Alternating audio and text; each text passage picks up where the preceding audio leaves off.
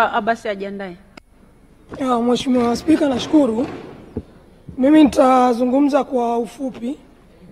Kwanza nakubaliana na hoja ya wageni bungeni, imeshaelezwa kwa kina na waliotangulia kwamba bunge ina muda mdogo sana wa kujadili mambo mbalimbali ambayo ni muhimu kwa maslahi ya taifa. Kwa nadhani kamati ya kanuni imetumia busara kubwa sana kuonyesha wazi kwamba ni wageni wa namna gani watambulishwe kwa umuhimu wake. Kwa ni eneo ambalo nadhani muhimu sana tukalikubali kama bunge. Lakini mimi na eneo dogo ambalo sijaona kama limekuwa covered. Bahati mbaya hatujapata hizi kanuni in advance. Kwa hiyo nimerely most na hotuba ambayo imesomwa na Mheshimiwa Naibu Spika kwenye eneo la ufuatiliaji wa utekelezaji wa maagizo ya CAG na maagizo ya bunge. Mheshimiwa, sisi wabunge ambao tumepewa dhamana ya kuwa wajumbe wa kamati ama za PAC ama za LAC ambazo tunafanya kazi kwa niaba ya bunge, kwa mantiki ya kwamba tunafanyia kazi taarifa za mkaguzi mkuu wa hesabu za serikali ambazo anakuwa amezileta. Sasa majukumu yetu sisi ni kusimamia fedha za umma na kuangalia kama matumizi ambayo bunge limeidhinisha yamefanyika na yamefanyika kwa ufanisi na mkaguzi amekagua, amejiridhisha. Na kama kuna changamoto ambazo zinahusiana na wizara, idara na halmashauri zetu, then wanatakiwa wafanye marekebisho ili basi matumizi ya fedha yaendane na kiutaratibu. Sasa nakumbuka Mheshimiwa Spika, wewe kwa busara zako mwaka jana mwezi wa 6 baada ya bunge kupitia kamati zetu kutoa taarifa zake na kutoa maazimio ya bunge ambayo serikali wanatakiwa wayatekeleze, wewe kwa busara zako ukaanzisha session ambayo tutakuwa sasa tunafuatilia utekelezaji wa maazimio ya bunge yalivyotekelezwa na upande wa serikali kutokana na ripoti hizi za CAG. Sasa hiyo ilikuwa ni busara yako.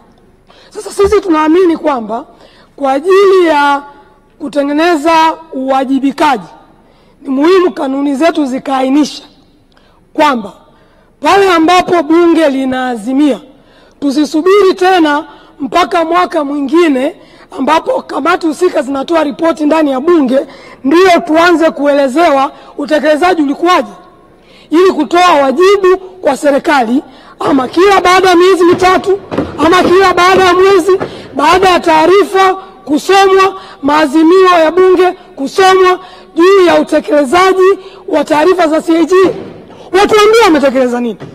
Mheshimiwa, ukisoma taarifa hii tu ya mkaguzi wa juzi inaonyesha kwamba kwa mapendekezo ambayo tuliotoa ya mwaka uliopita yametekelezwa kwa 35%.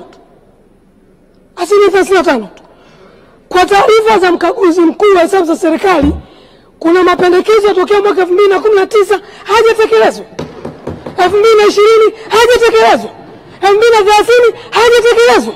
Lakini kwa sababu watu wanajua kwamba hawana kipindi ambacho wanatakiwa waje wajieleze bunge kile ambacho tumewaambia wakafanyia marekebisho, wamefanyia kiasi gani, wana relax.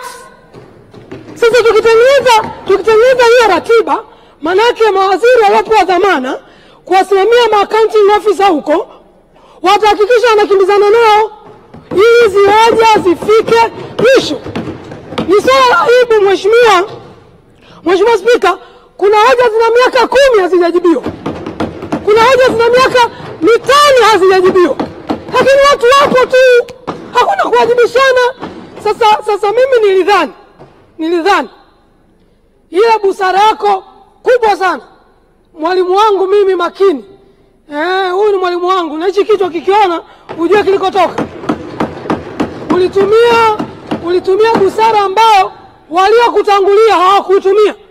Na ambayo tunapoenda huko kwenye mabunge ya wengine, kwenye vikao hivi vya kamati za PAC LAC, kamati za oversight Afrika, tunajisifia kwa sababu kuna wengine huko bado wanazurura. Tunasema no, sisi tumeanza kutembea kwamba tumekuwa na kipindi ambacho spika wetu ameendelea kusema serikali mje mtoe ripoti hapa ili tuwajibishe. Kama waziri umepewa dhamana, unashindwa kusimamia watu wako, tule kichwa. Kama mkurugenzi amepewa dhamana, anashindwa kusimamia pesa, aliwe kichwa. Bila hivyo tunakuwa bunge la kulalamika tu. Mkaguzi anaonyesha mambo, anaonyesha matumizi mabovu ya pesa, yanaonyesha ukiukwaji wa sheria za fedha, tunalalamika tu. Sasa tuweke sindano pale, tukipiga ile pini vizuri, hama jamaa watakuwa na dharau. Sasa hivi hawapo, wako wapi? Tunajadili mambo muhimu, serikali haipo. Kwa sababu wanatuona sisi ni wabunge wa kulialia, wakati sisi wabunge tumeteuliwa na wananchi kuja kusimamia pesa za umma zinazotumika kwa uadilifu kwa manufaa ya umma. Mheshimiwa Spika, nimalizie tu kwa kusema kwamba kwa ruhusa yako naomba hili jambo liweze kuingizwa kama halipo. Kama lipo ninalibariki, lakini sijapata muda wa kupitia na sijamsikia Mheshimiwa Naibu Spika akiliwasilisha. Nashukuru sana Mheshimiwa. Asante sana. Mheshimiwa Joseph Kasheku Msukuma atafuatiwa na Mheshimiwa Abbas Tarimba. Mheshimiwa Ali Kasinge ajiandae.